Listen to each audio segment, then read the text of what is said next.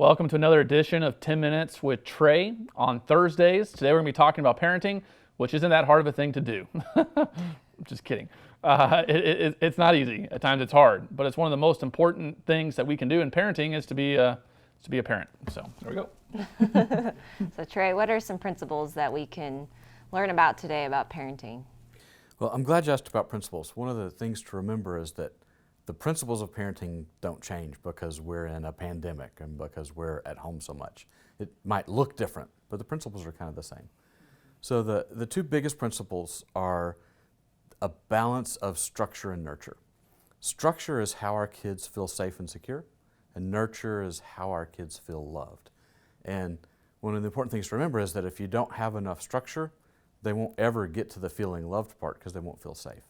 So feeling safe and secure is important in the pathway to get to feeling loved and nurtured. So kids do better in structure.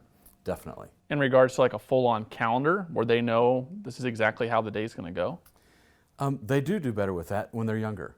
That's less important when they hit that 6th and 7th grade and teenagers. They need a broad category kind of structure later on, but the younger they are, the more they're in a regular routine, the better. Like even infants, the more you can get them on a sleeping and feeding schedule, the better they feel and the better your life is. In regards to even communicating that structure, is it good to have something on the wall, like here's what we're doing by time-wise, or just communicating to them? It can be either. Kids really pick up on structure pretty well. So, a few times we're running a structure, even if you don't have a picture on the wall, they'll know what's coming next. Mm-hmm. So you can, if it helps you, sometimes being able to say, oh, go look at the wall, what's next?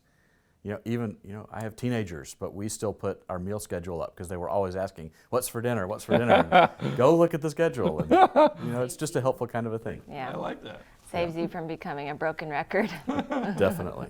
That's good. So with structure and nurture, we all kind of lean towards one or the other. That's our natural bent. Which of those do you think you lean towards? Where are you leaning? I lean towards structure.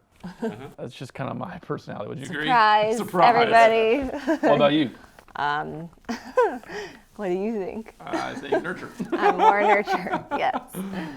I'm Trey? more easygoing, type A is your thing. I'm more go with the flow. But I've realized it is true seeing how my kids thrive, knowing what's coming next and trying to prepare them for that. Yeah. What about you and Helen? One of the things that we found is the more time we spend with our kids, the more we lean towards structure. Almost a self-survival kind of a thing. But I tend to be more on the structure side, and the more time we spend, the more we're both that way. Mm-hmm. So how have you kind of seen these dynamics play out in your parenting? Well, for me, structure is, I see that play out in a lot of areas. One of them is just in keeping the house clean and organizing. So even when they play outside, if they don't put all their toys away and it's on the grass, I'm like, hey man, put your stuff away. When you're done, clean it up. And then they'll clean it up and I'm like, does that look clean to you? Why don't you line everything up, categorize it, put all the baseball stuff here, the bike's here. Color code it. And I feel better about it, and I think they feel better. They do it with like happy hearts and. But they get excited when they do it the way I want. Yeah, that's true. They like. And I pump them up. They pleased you. But I think that's just one aspect. And even we go to bed at the same time. We usually eat at the same time. Yeah. That's it. What about you? Nurturing wise. The nurturing wise, I mean, our kids are very much high on the physical touch thing. And partly I think it's because I'm that way.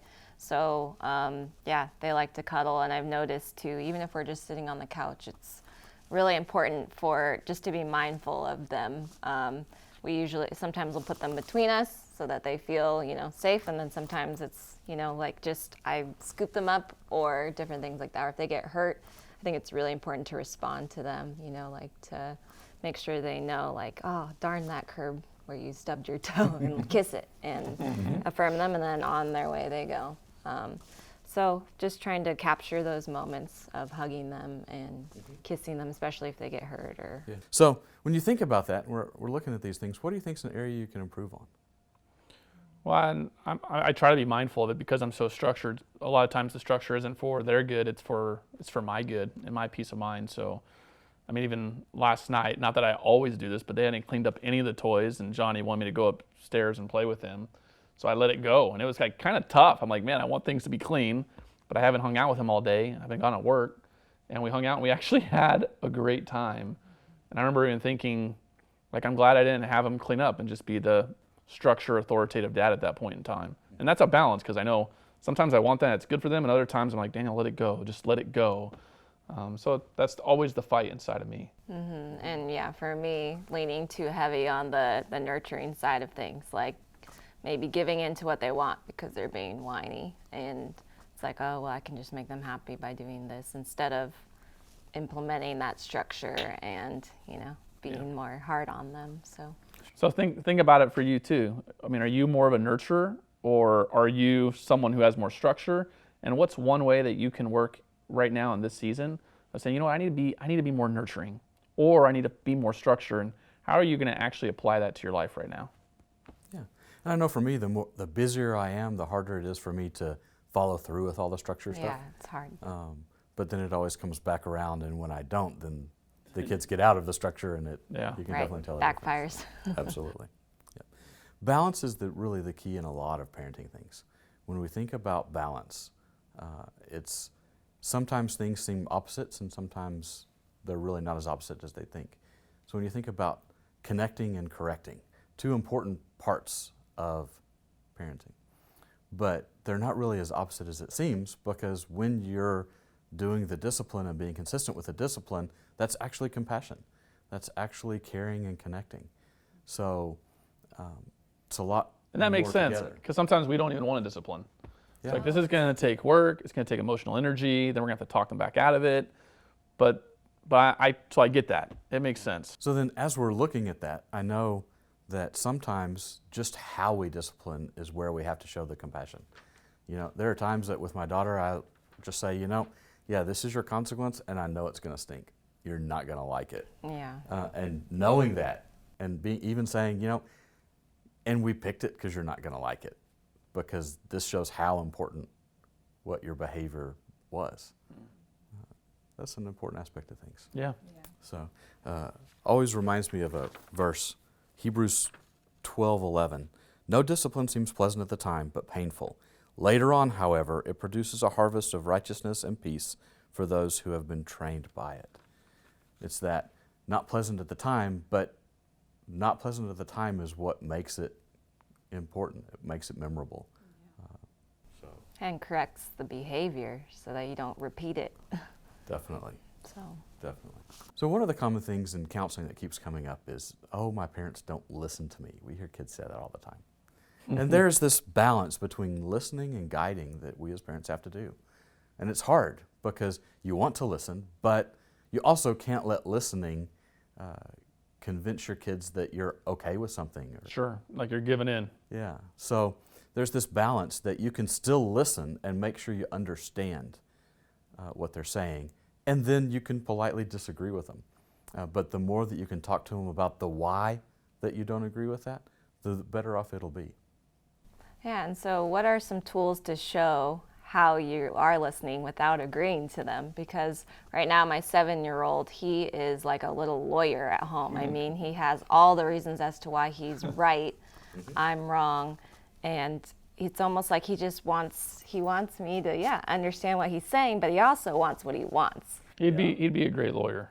Yeah, I mean, it's like all day long he's just arguing his way, but there is a component I can see how he's like, no, you're not listening to me. Right. And I'm like, well, our definition of listen is a little different, And sometimes we're like, well, you got some good points there. Yeah, there are times. Yeah. There are times where I'm like, oh shoot. Absolutely.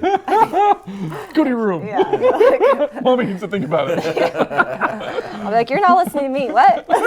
Turn it on him. No, but yeah, what are some tools? So one of the things you can do is when they're saying things, kind of feed it back to them in your own kind of words, and say, so are you really meaning this? Okay. And then they'll be like, yeah, I am. But then you can take it that next step and be like, okay, I hear you saying that. This is the part that I don't agree with so much. Or have you thought that if that's true, then it would mean this? So like, yeah, I get that you're hungry and you think you need Sour Patch Kids. Yeah, but hunger is not just about candy.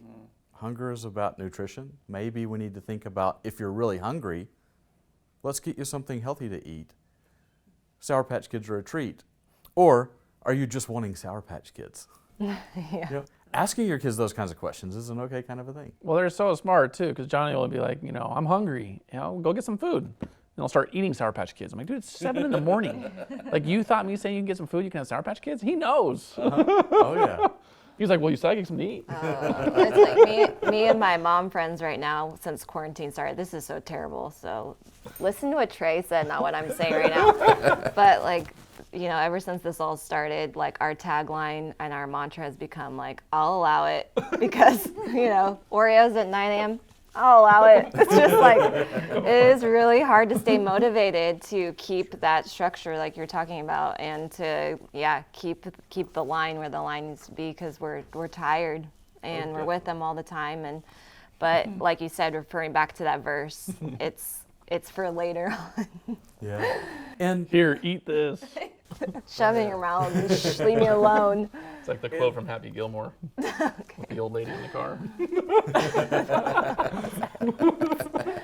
Back on track, Trey. and structuring in that self-care time is important. Yeah. Structuring in some time where they're going to be doing something on their own and you can reset your brain is important. You're trying to make me feel better. It's nice of you. Trey has a way of like giving you truth while making you feel good about yourself. I know. It's like I always leave here feeling so good. Well, anything else, Trey, conclusion-wise? Really just kind of giving yourself a break when you need it is huge. And then kind of remembering you've got to find that balance. And your feelings will pull you one way or the other. Just knowing that will help you balance that out when you're feeling big. Okay. It doesn't matter who you are. You're going to struggle in your parenting. There's going to be good days. There's going to be hard days. Trey and Helen, they've experienced that. Natalie and I, we experienced that. We all need God's grace. We all need God's help. So even today, start by asking God for some wisdom. Say, God, I need your help today. Give me strength. Give me patience. Give me wisdom to love my kids the way that you want me to, and to even balance structure, nurturing, and to raise them up to love you. So just know we're in need of that. One of my points from this weekend was even a godly parent depends on God to raise godly kids.